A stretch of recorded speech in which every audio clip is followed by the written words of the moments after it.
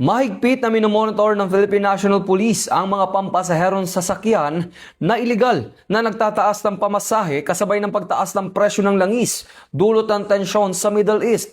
Ayon kay PNP Chief Police General Jose Melencio Sinartates Jr., pinakikilos na ang mga pulis upang bantayan ang mga terminals at transport hubs, pati na ang agarang pagtugon sa mga reklamo ng publiko. Binigyan din niya ang hindi dapat samantalahin ng mga operator ang sitwasyon. Samantala, nananatiling suspendido ang dagdag pasahe ng Land Transportation Franchising and Regulatory Board o LTFRB sa utos ni Pangulong Ferdinand Marcos Jr. Hinikayat ng PNP ang publiko na i-report ng mga lumalabag habang ang Department of Transportation o DOTR ay naghahanda ng service contracting program upang matulungan ang mga driver at operator sa gitna ng krisis sa langis.